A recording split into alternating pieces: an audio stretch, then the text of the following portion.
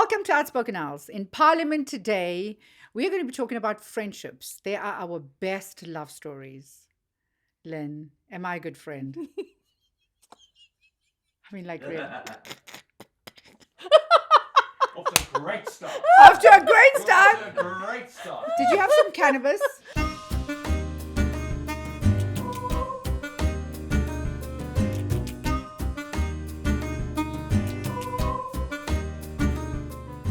Welcome to Outspoken Owls. In Parliament today, we're talking about how friendships are like love stories. Friendships are the greatest love stories of our lives. A friend we know is like your cheerleader. They will be walking around with those pom-poms and they'll be cheering you on. And I think people are now beginning to realize how profound the influence of our friends are. Because we often think about romantic relationships as the primary foundation of our lives. Why aren't friendships viewed equally important? Because I believe that when we grow up, that's how we are raised. We are raised to look for the perfect partner, a romantic partner. We are raised to, settle down, get married, have children. And friendships is not that ideal. That is kind of the ideal situation for relationships. And friendships are not really seen in the same light as a romantic relationship. I think you are right, because we have this emphasis on finding this beautiful partner, this dream knight in shining armor. And most of our friends are actually the warrior in shining armor. Let's not say the knight in shining armor, but the warrior. And I think too many of us lose sight of one of the greatest love stories, which are our friendships. And it's the one with our friends the ones that are with our friends have the most beautiful experiences because they allow us to be who we are. And vulnerable. With no judgment. With no judgment. And also the friends, the girlfriends, if I can think of my very small circle of girlfriends, they are all, and I really have three. There are so many people I know, but three really close girlfriends. And those are the people that will allow me to be exactly who I am, who will find me in my mess and be there and sit with me in that muddy mess of a puddle, right? And yeah, I think that is exactly the difference between, any other relationship. Well, acquaintances and friendships. Acquaintances, I would think. yeah. I think it's also important to know that as much as friendships are so easy to build for some of us, but they're also easy to lose if we do not invest and nurture our friendships. It needs work. It does need work, because we do get caught up in our busy schedules, and sometimes we kind of unintentionally lose touch with people as well. So it's really not intentional. But But sometimes you need to lose friends also. Sometimes even though I haven't. Okay, yeah, some friends are a bit toxic. They are. And I think that's important. And I think at our age, we are better with that. I don't hold on to people that I don't want in my life anymore. Yeah. So it's important to actually kind of prune a little bit. But I think friendships keep your world spinning when everything goes wrong. And I think that's the most important thing. They're there for the good times. And they're there for the bad times. Sitting in the car for like half an hour, catching up on the last 3 weeks. Exactly. And I think that's so beautiful. And I think people forget that the connection of friendships is where you pick up. It's like you don't have to be speaking to each other. We speak to each other regularly. But sometimes I think that we don't have to, it doesn't have to always be, I haven't spoken to you in 2 days, because you just catch up with people. And the pressure's gone. That is such a good point, because one of my friends are in Cape Town at the moment. And that's really just a phone call away. But we do not actually speak to each other every day. When she's here, we visit and we sleep in each other's beds and all of that. But she's got her life in Cape Town, I have mine here. And if there's something really important, we'll catch up and we try and stay in touch. But there is no feeling of, what's going on? Why are you not calling me? What's happening? When I see you next time, we're just back to where we left off. It's like when I was in Cape Town now. You and you went through quite a bit. I was going through a lot of things. Exactly. But when we got back together, we had you know, We just driving we here. exactly, because I think when you hit rock bottom, your friends are the people that actually pull you up. And we were just speaking about, my situation and your Mm, situation that we've been going through. Is that they will show you and they will make you believe in the love that you deserve. mm, Um, they will distract you from your heartbreak. So mm, yes, your heart is, but they will distract you from that. mm, They will hold your hand. They will wipe your tears, and through periods of grief. I mm. mean, we both have been We've through been through grief, that. yes. And I think without our friends, life will be unbearable. Yeah. And I think that goes back, it goes to what are the qualities that we look for in friends. And I know sometimes we often say that, oh, I know this person for 30 years. Are we obligated to be friends with somebody that we know for 30 years? Because No. sometimes you can meet someone in 3 months and they just become They the become, most amazing friend. yeah. I met two young girls about 3 weeks ago, and I get a call from her mom the other day, and she was like, "Thank you for being my daughter's friend." Mm, And it was, oh, I just met, and it was amazing because we've been chatting to each other for 3 weeks. She was been going through her breakup, and so was I, and we kind of connected on something similar, but we don't know each other. And now we are beginning to, how are you doing? How are mm, you doing? mm. You know? But that is the same as what my son said to you. Remember, he said to me, what did he say? He said, "Thank you for being my mom's friend and being in my mom's life."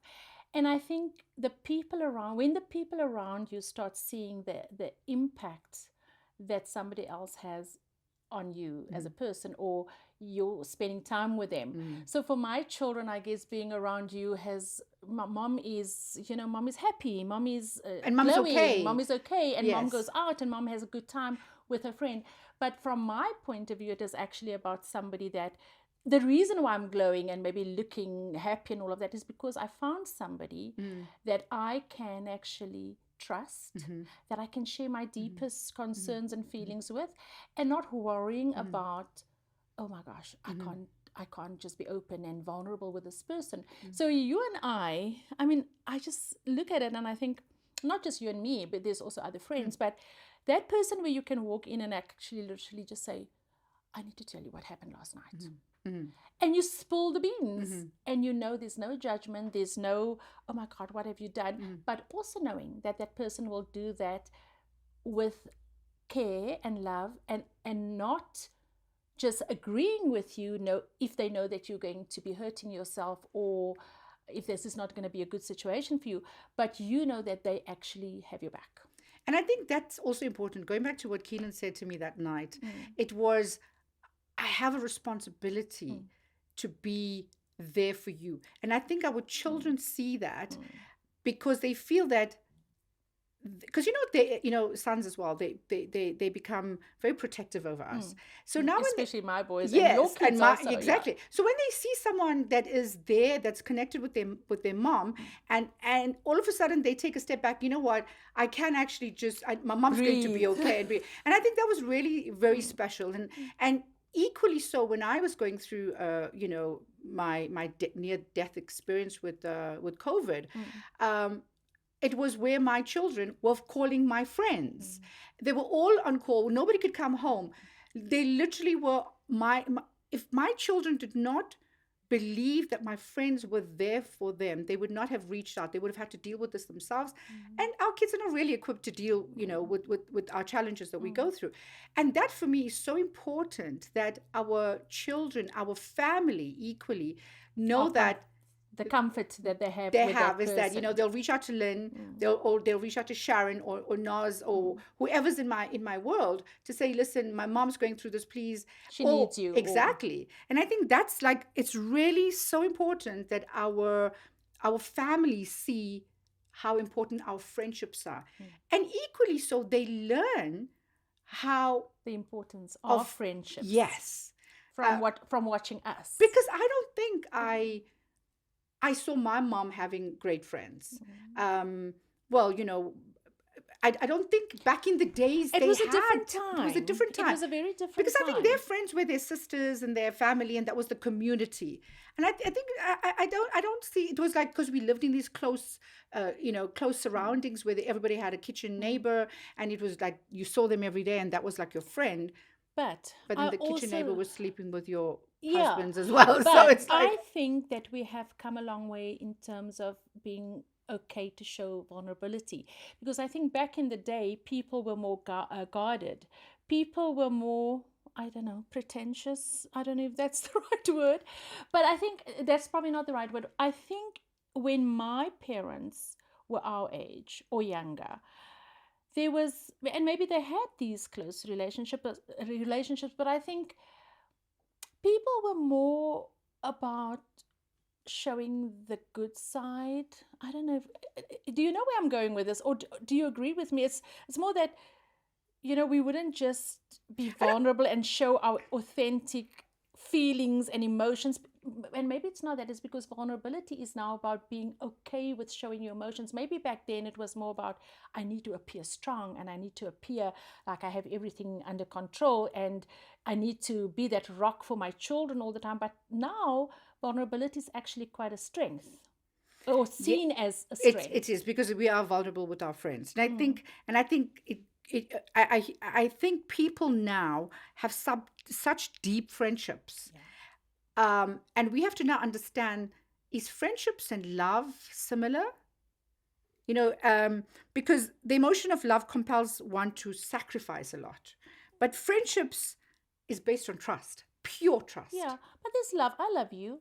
I know you love me, but I think, But I mean, it's would just you not want a to cuddle with me? Yeah, I can cuddle with you, just not. Yeah, yeah. I mean, we can cuddle if we, but not in that But I mean, sense. love is shared with two people, and whereas You friendship, know what I mean? yes, Friends do yeah, cuddle, of actually. course we do. I Yeah. know. Friendships is a relationship one can have with more than one person. I think that's what I'm trying to get at. Sometimes our greatest romantic relationships equally have great friendships, and when those relationships with these romantic relationships with the men in our lives don't work out, uh, we mourn the breakups, but we equally have to remember there was a friendship. Mm. And I think that's the one thing I like us to do, is that, so you can't be friends with your ex, right? We know that it just doesn't work out. I know you're laughing, but it's the truth. Am I right? Are you friends with your ex? Yeah. Well, not friends. No, no, it's different. It's I, not really I've friends. heard once somebody said that you can't be friends with somebody that has seen you without clothes. Yeah.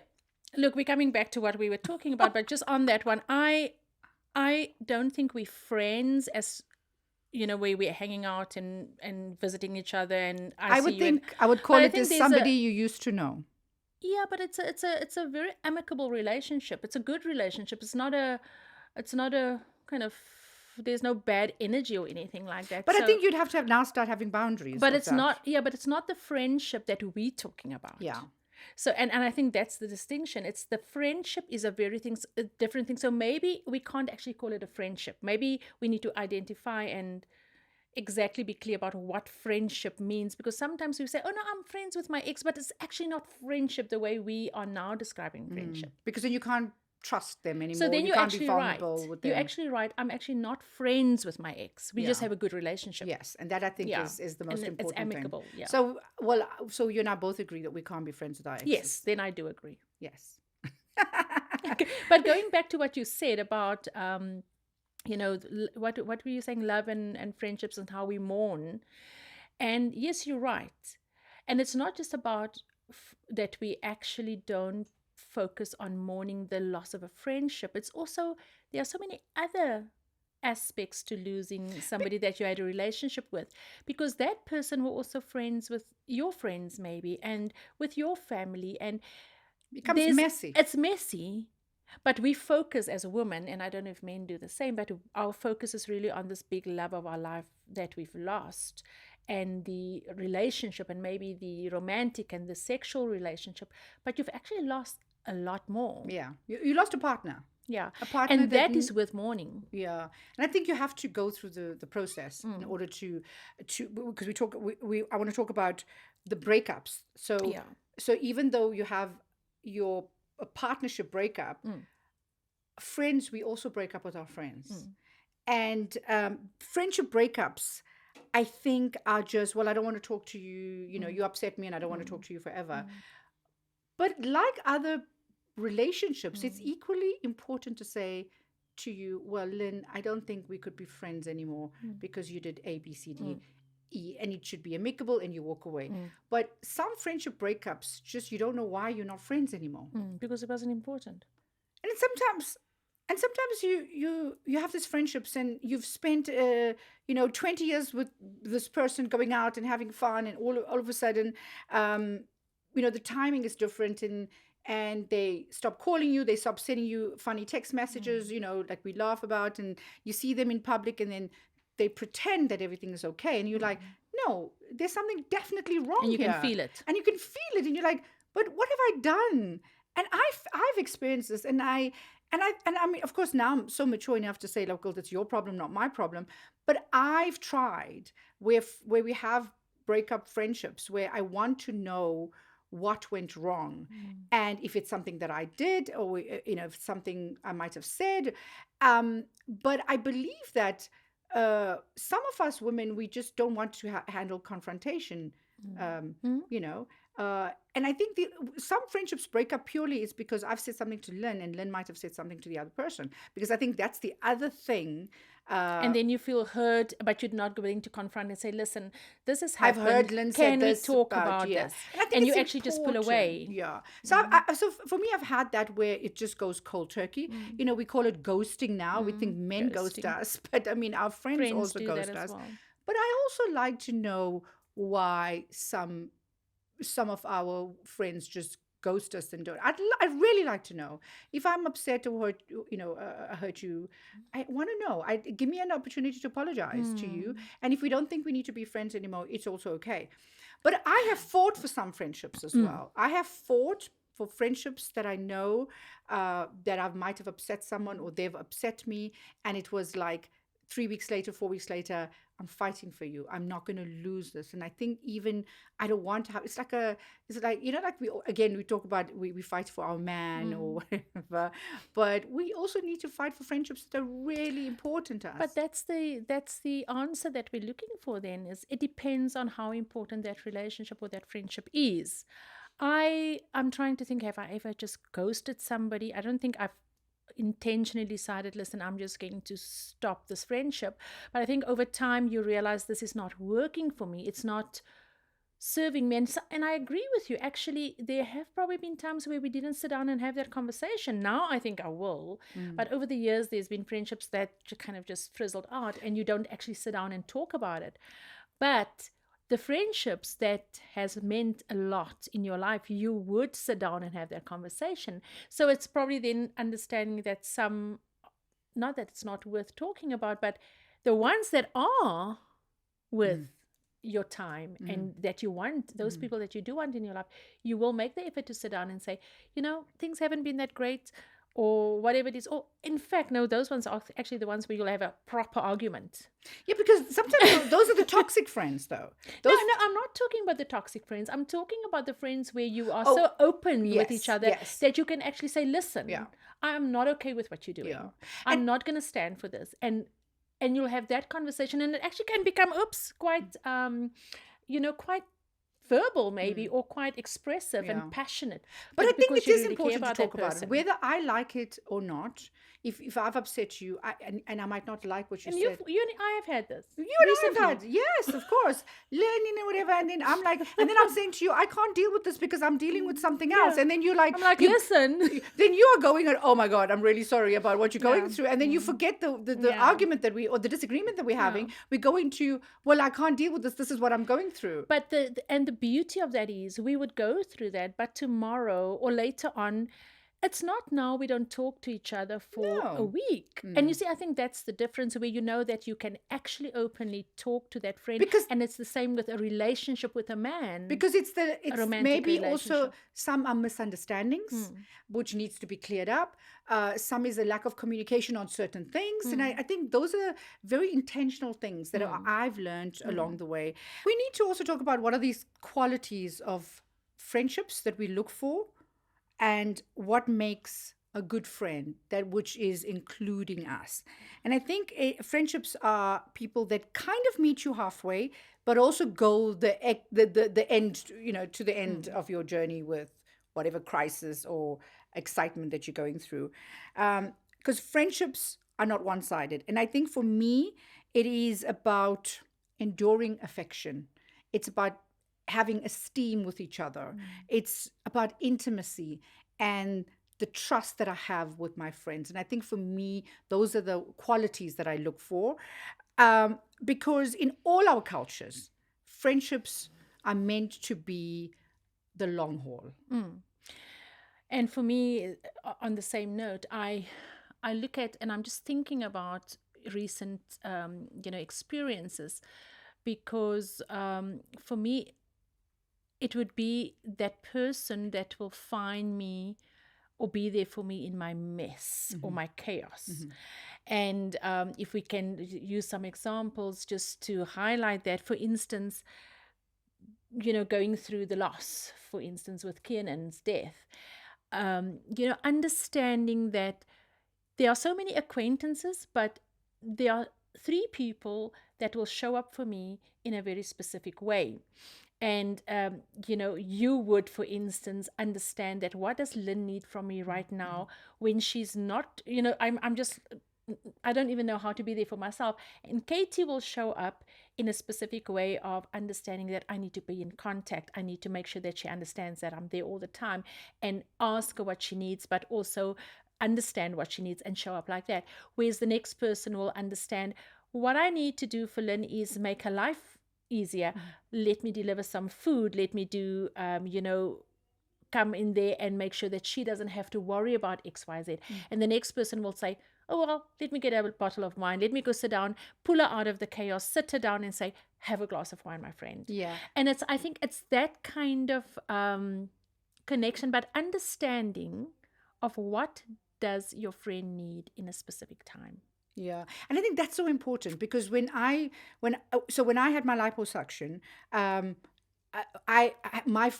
Naz was home. She was giving me a bath. She was putting up those stockings that we need to be, pulling it up there. And you're like, I can't believe that, and you just literally, it's like a reality show. You just want people to like laugh at you. You're like, I can't believe you're doing this. So it's that kind of, friendships that that are so deep rooted that it's, they are so good for you. And I think as I get older, I realize how my friendships have always been good for me. For you. And we talk about from a work perspective, from a business perspective as well.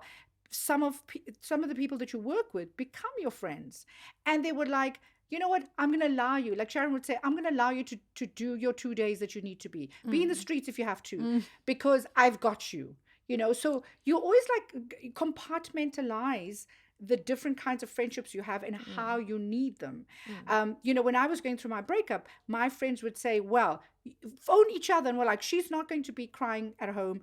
You get her to the restaurant. And I remember even the one friend was not even speaking to me, but she pitched up, and I just cried when I saw her, because she got over why she was upset with me. But when the other friend says, Katie needs you, she was there. But I was not crying of the heartbreak. I was crying because I felt my safety net was there. And I think I do realize that my friendships are my safety net. And then you are sitting, in a restaurant, and you are like, well, we got you, they're cheerleading you and stuff like that. And I think that for me is, your friends will be there to guide you.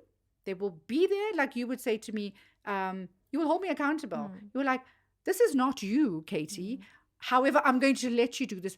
But you can't continue for too long. So as much as you're allowing me to be this girl, you're equally saying you can't do this too long. You are holding me accountable. And I think that is the qualities that we look for in our friendships. They hold us accountable. They are there for us, up days, down days.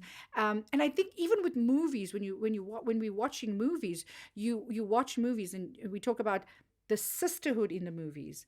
The sisterhood is so important, because they allow you to be ghetto. They allow you to be weak and vulnerable. But the sisters that we have such beautiful relationships with, you still have to be that matriarch. You still have to not say to them like, I'm not okay, because you just want to laugh with them. But you're still the older sister, maybe. Yes. but I know that you and Trudy have a very beautiful friendship as sisters As because sisters. because you've lost the other two. Yeah.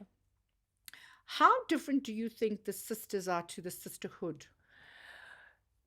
If I look at myself and Trudy now, and we have become closer, obviously, after we've lost our sister, the other two sisters, but the difference is really simple for me.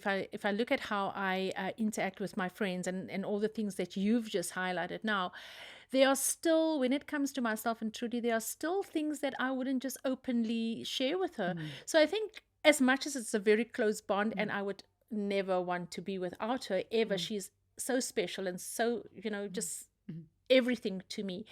But I think you almost like when you said that little bit of a bad girl thing comes in when you're with your friends. It's just like it's almost all inhibitions are thrown overboard. But with your sister, there's still some boundaries. Yeah. I mean, there's boundaries with friends too, but Yes, that's what I but think that's what yes. it is. I think even with my sisters, I mean, we have a beautiful, deep friendship with my sisters, but I also cannot tell them everything. Look, Every I mean, single thing. you do, because I think you want to be the sister that kind of is It's not like holding. you're hiding. Yes, it's like you want to be that sister that kind of holds everything together, and you don't want them to say, "Oh, that you're not okay," kind of thing like that. And I think with like my baby sister, because back in the days I was a kind of a mean girl, and I would cut you off. You F with me, I would cut you off. It's not something I'm proud of. But back in the days, whether it's friends, like, you're upset with me, you don't want to talk to me, F you, man. Yeah, I just move I'm on. just move on. And I think it was a lot of ego and pride that we had. But I remember my baby sister and I were not talking for a year, and I was upset with her, with decisions that she was making, and of course it was my own issues at that time. But when my aunt died, and she knew the relationship I had with my aunt, and I remember I was with my mom at that time, and my mom just said, "She's here." And I realized that she called me, and her words to me were, so Zainab said, "Do you know how you feel when, our aunt died? Like how you are feeling now? Because I'm not talking to you, that is how I will feel if something happens to you." And I just burst out crying because I realized that I hold such high value in her. My ego, was in the way. And I realized that she realized how I was feeling, and she needed to be there for me. And yes, she took a gamble, because I was, like I said, mean. So she took a gamble, because I could have taken off with her and say, whatever. But she took a gamble. And I think over the years, I realized as well is that the sisterhood and the sisters are very different. The most important thing for me is our friendships are making our aging easier. And we are able to talk to each other about what's going on. We are able, because our life experiences are the same. Yeah. We're going through the same things. I'm thinking about the time when you and I started gym, and 2 days later, remember you had the problem with, I don't know, what was it with the knee? It's called osteoarthritis, and it's like wear and and it's tear. a real thing. It's a real thing. But I mean, that kind of thing, and you understand that, and you think, okay, well, how do we, because we still want to stay fit, and we still want to stay healthy together. So what are the alternatives? And we come up with a different plan. And I think that is what makes it easier when you have friendships within the same kind of age range. Yes, I think. Yes. And also, so it's important for us to keep friends the same age as us, we said. But when we talk about how we, with this aging process, and I also say that we are good for each other's health as well, because now health has become such a big thing for us, and we are able to share what we're going, like, we joke about what are we eating, and I'm like, I have a friend that would say, "Well, just leave me, I'm eating my feelings." I'm like, "You had the cake yesterday, why are you having the cake?" Like, and he would like, "You are drinking too much." We're like, "Leave me alone, I'm going through this and stuff."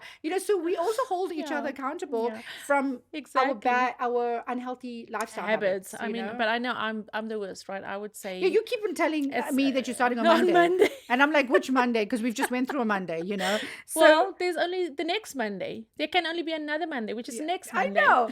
But I think also our friendships also increase our self-worth and our self-confidence, as much as people look at us and think we've got our shit together.